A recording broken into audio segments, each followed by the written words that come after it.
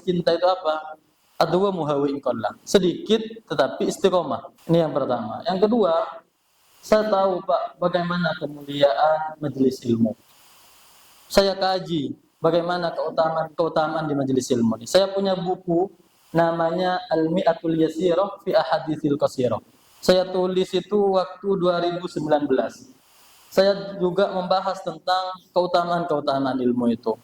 Jadi sayang kalau Allah memberikan kesempatan ke saya, sayang kalau Allah memberikan waktu luang ke saya untuk bisa kumpul duduk bersama dalam majelis ilmu ini, tapi saya tidak manfaatkan. Saya sia-siakan. Bodoh berarti. Kalau saya enggak hadir dalam majelis ilmu, sedangkan kita punya waktu luang, berarti kita ini bodoh.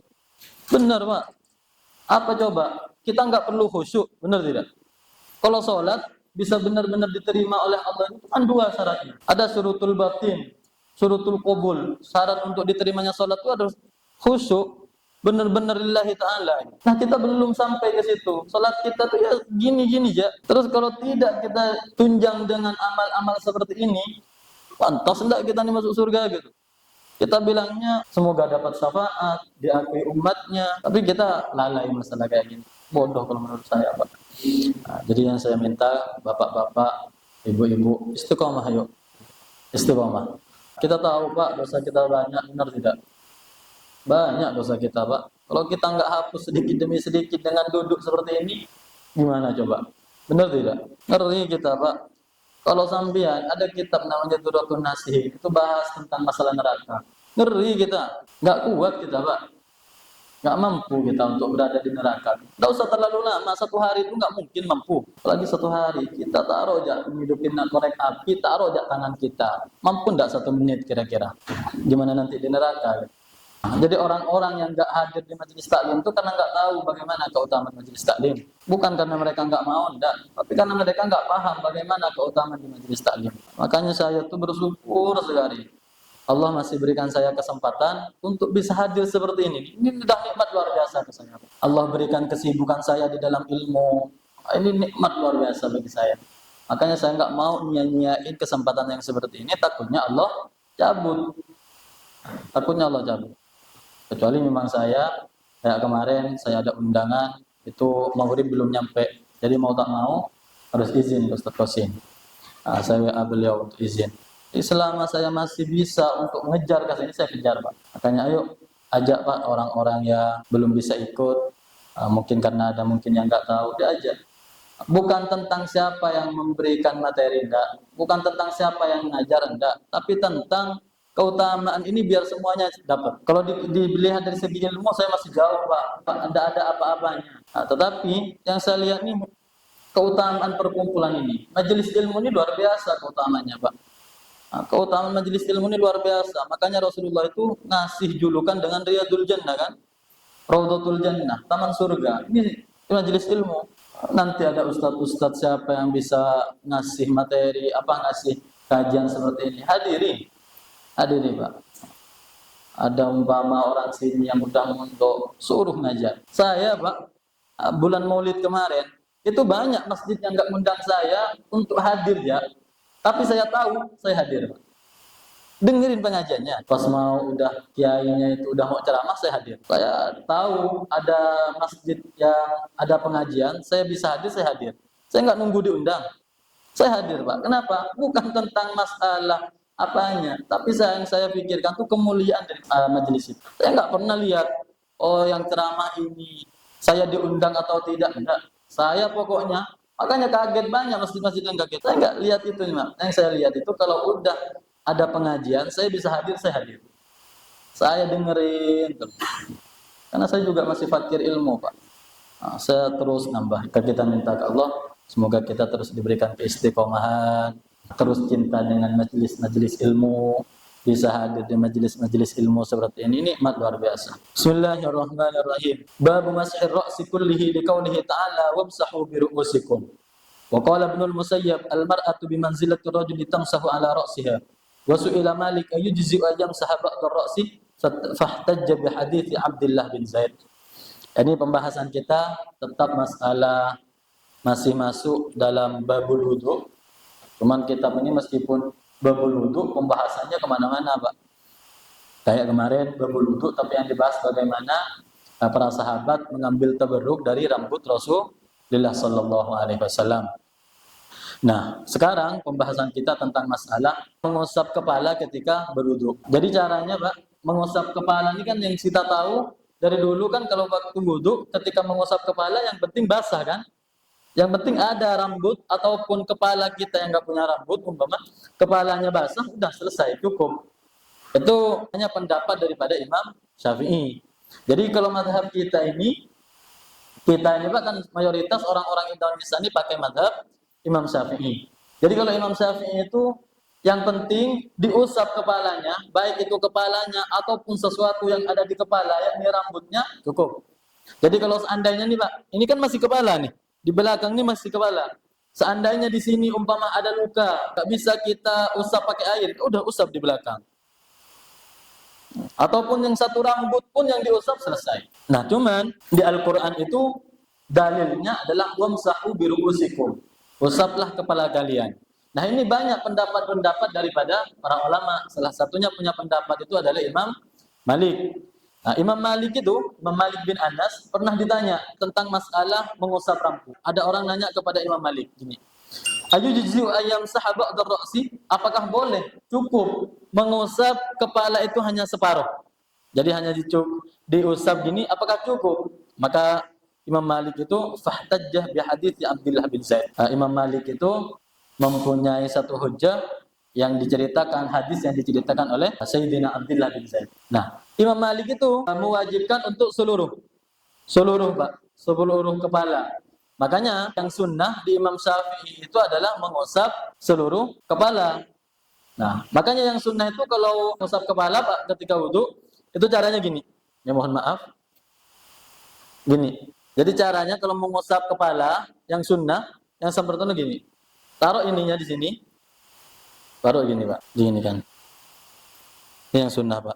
Jadi dibasahin tangannya langsung gini kan. Ini yang sunnah. Tapi kalau umpama keburu, udah selesai, enggak apa-apa. Tapi yang sunnah itu tadi, gini caranya. Nah, kalau Imam Malik bin Anas, beliau itu menggunakan hadis secara zahir dengan ayat juga wamsahu biru'usikum. Menurut Imam Syafi'i enggak. Imam Syafi'i itu yang penting diusap. Yang penting kepala itu diusap. Baik kepalanya ataupun rambut yang ada di kepala. Nah, selesai. Maka yang terpenting ke kita, kalau bisa untuk menyempurnakan wudu, sempurnakan wudu. Karena wudu itu juga efek ke sholat, Pak. Kalau wudu kita asal-asalan, maka juga akan berdampak ke sholat kita. Nggak mungkin kita bisa khusyuk ketika sholat.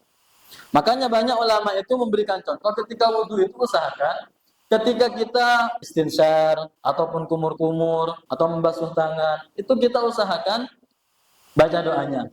Kalau nggak tahu baca doanya, kita pikirkan ketika wudu membasuh tangan tuh, ketika kita basuh tangan, ya kan, ataupun ketika kita basuh muka, itu diusahakan kita memikirkan seakan-akan dosa-dosa kita tuh berjatuhan dari situ. Ketika kita udah khusyuk di wudu, maka kemungkinan besar kita akan khusyuk di dalam sholat. Kalau masalah kayak umpama mengusap telinga, itu kan sunnah hukumnya, nggak wajib. Tetapi kesunnahan ini kan perlu Pak, karena sunnah itu akan menunjang kesempurnaan apa yang kita lakukan. Jadi ketika wudu, kita enggak ngusap telinga, sah. Kalau mau ditanya sah, tapi kesempurnaan itu beda lagi. Jadi kalau bisa kita sempurnakan, kenapa tidak? Ngusap telinga itu jangan asal-asalan gini, Pak. Ininya masukkan ke lubang telinga. Yang jempol ini diputar. Jadi gini. Ini. Ini masukkan ke lubang telinga, baru yang ini diputarkan. Ini yang sunnah, Pak. Nah, sunnah di atas sunnah lagi. Jadi sunnah ini. Sunnah ke sunnah, Pak. Lebih sempurna. Biar apa? Biar sholat kita juga ikut sempurna. Karena juga wudhu itu seperti yang saya bilang tadi, sangat berpengaruh ke sholat kita. Ada juga satu kitab namanya Sifatu Wudu'i Rasulullah sallallahu alaihi wasallam. Jadi di situ tuh hadisnya fokus di kitab itu hanya hadis-hadis yang membahas tentang wudu, dibahas tentang wudu. Makanya dalam hadis ini kan agak panjang nih. Banyak bagaimana nanti diceritakan tentang wudu-wudunya Rasulullah sallallahu alaihi wasallam. Salah satunya kalau bisa kita mulai semua anggota wudu yang kita basuh itu salasan 3 kali. Yang wajib itu sekali. Asalkan yang sekali itu udah yang wajib udah selesai. Artinya umpama basuh tangan. Ini sampai siku ini udah selesai. Nah, kita nambah 2 lagi, itu hukumnya sunnah. Tapi kalau umpama yang pertama belum selesai, wajib keduanya. Untuk membasuh yang kedua kalinya jadi wajib, karena basuhan yang pertama belum memenuhi syarat, belum selesai tangannya. Nah, basuhan pertama cuma separuh gini, baru basuhan kedua sini. Maka yang dua itu masih wajib. Yang sunnah untuk membasuh sampai 3 kali itu, nomor 2 yang 3 itu bisa sunnah apabila yang pertama sudah selesai. Jadi udah muka nih, basuh dengan basuhan pertama udah selesai mukanya. Maka yang kedua dan yang ketiga jadi sunnah. Tetapi kalau umpamanya muka belum merata dengan air, maka basuhan yang nomor 2 jadi wajib. Kita bagaimana umpama dalam masalah keyakinan kita, apakah air itu sudah menyeluruh ke muka atau tidak? Itu harus dengan yakin, Mbak. Jadi kita harus meyakini bahwa air itu sudah menyebar ke muka. Nggak boleh dengan cara ghalabatul dzanni. Oh, hanya prasangka aja, nggak boleh. Tapi kalau adus, mandi besar, itu cukup dengan ghalabatul dzanni. Dengan punya prasangka kalau air itu sudah menyeluruh ke badan, sah. Tapi kalau wudu, harus yakin. Harus yakin, benar-benar yakin kalau air itu udah sampai ke seluruh anggota wudu. Jadi mukanya harus benar-benar, kita kan tahu kan? Muka itu panjangnya itu mimana bitis sya'ri, dari tempat pertumbuhan rambut ilal lihyah, sampai sini. Lihyah ini apa ini namanya? Jagu. Nah, sampai sini. Terus lebarnya itu apa? Minal udhuni ilal udhuni. Dari kuping ke kuping. Terus gimana kalau kupingnya di sini? Ini kan ada. Ya enggak? Kalau kupingnya di sini gimana? Enggak perlu sampai ke sini dibasuhnya. Maka nanti lihat orang-orang yang biasa gimana. Orang yang biasa kan kupingnya sampai sini. Ya udah, basuhnya sampai sini ya. Meskipun kupingnya ada di belakang. Nah, yang paling banyak itu adalah kan yang pertama mimana bitis sya'ri ilal lihyah, dari tempat tumbuhnya rambut. Ada orang rambutnya tumbuhnya di sini. Nah, ini orang-orang udah sepuh tuh banyak yang udah menyusut kan, Pak ya. Yang paling banyak juga profesor doktor gitu kan. Banyak mikir, botak. Nah, itu kan udah ke belakang. Nah, ada kan juga yang rambutnya cuma sampai di sini. Apakah langsung yang ini masuk muka? Enggak, Pak. Nah, tetap yang biasa tuh di sini, berarti di sini. Juga ada orang, ya orang gundul kan. Oh, itu ngeri juga, itu bisa langsung gini ya. Terus kalau umpama kan kalau tangan tuh sampai siku kan? Sampai siku. Ada orang sikunya sampai sini, umpama. Sikunya sampai sini atau sikunya di sini. Itu gimana? Maka lihatnya adalah dari segi orang-orang biasa. Jadi kalau umurnya 30, gimana umpama? Maka lihat orang-orang yang umur 30. Nah, cari perbandingan. Kalau umurnya 15, maka lihat orang yang umur 15, yang normal. Kalau umpama ada orang yang enggak biasa, maka contohnya adalah yang biasa. Karena ada kaidah an-nadir la hukma lahu. Sesuatu yang jarang itu enggak ada hukumnya. Sesuatu yang enggak normal itu enggak ada hukumnya, Pak. Itu kaidahnya. Jadi kalau ada orang, contoh ada orang mukanya 2 umpama, kayak di film-film. 2 ini apakah harus dibasuh semuanya atau enggak? Maka dilihat. Bisa dilihat enggak yang satu yang mana yang asli? Iya, kembar 2, cuman badannya satu gitu kan, umpama. Nah, itu bisa dilihat mana yang asli, mana yang enggak. Tapi yang paling banyak itu adalah, iya ada yang 2, ada yang biasanya 6, nambah 1. Nah, maka itu tetap wajib semua, Pak, karena masuk dalam anggota tangan masih. Nah, jadi nggak perlu dilihat itu yang asli yang mana, tapi karena itu udah masuk di tangan, tetap perlu untuk dibasuh. Terus kalau umpama ada orang melekat gini, ini kan sela-sela, Pak, ya kan? Makanya itu ada tahlil. Tahlil itu namanya gini, ini tahlil. Ada tasbih. Nah, tasbih itu ini di kakinya, tapi pakai tangan kiri. Nah, pakai tangan kiri. Pakai apa? Kelingking yang kiri. Nah, jangan pakai yang kanan. Jadi perlu kita nih, Pak. Nah, karena terkadang orang cuma siram aja. Kita nggak mempedulikan yang di sela-sela nih. Makanya perlu untuk diginikan biar lebih sempurna. Makanya banyak juga orang-orang tuh yang penting basah ya. Padahal itu harus yakin, Mbak. Ada orang tuh yang penting diginikan, udah, diginikan, udah. Kalau pakai keran, cuma diginikan aja, terus gitu, enggak diusap. Perlu diusap, Pak. Karena terkadang kita pakai hand body. Kalau hand body-nya terlalu tebal, bisa nggak masuk tuh air. Terus terkadang ada barang sesuatu tuh bisa air masuk tuh kalau diusap. Jadi gini kan, ya kan, baru diusap. Diusap. Jangan asal-asal langsung lihat. Oh, udah selesai. Makanya perlu keyakinan. Harus yakin kalau air itu benar-benar nyerap ke kulit. Harus yakin. Air itu udah sampai ke anggota badan wudhu. Itu wajib. Harus mempunyai keyakinan.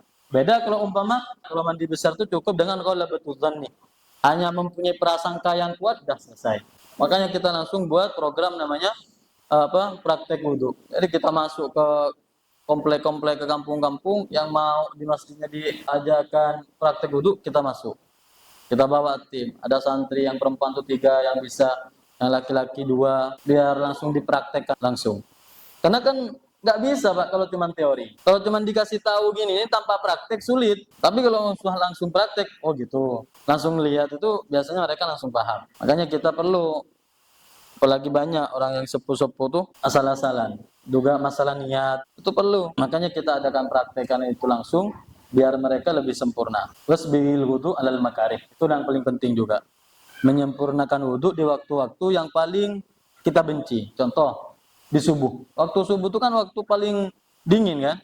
Jadi kita untuk air nyampe ke sini tuh berat rasanya. Apalagi air biar masuk langsung gini kan. Itu berat. Kenapa? Waktu dingin. Nah itu disunnahkan kita untuk wasbigil wudu alal makarih. Lebih disempurnakan lagi wudu kita ketika waktu-waktu yang kita benci, waktu subuh dan semacamnya. Nah itu lebih utama lagi Pak. Jadi waktu subuh itu lebih kita sempurnakan sampai sini umpama, terus mukanya lebih sampai sini umpama, itu lebih utama lagi. Di waktu-waktu yang paling kita benci untuk nyentuh air. Makanya ada tuh di Bakti Suci itu ada seorang ustadz namanya Ustadz Jauhari. Beliau cerita, ada orang umurnya itu 50 ke atas tapi muda gitu, sehat badannya. Jadi ditanya, Pak, sampai kelihatannya tuh muda gitu. Badan sehat gitu. Ternyata beliau itu punya kebiasaan mandi sebelum subuh. Bisa buat kita lebih sehat, Pak. Jadi kalau bisa mandi waktu subuh, mandi waktu subuh.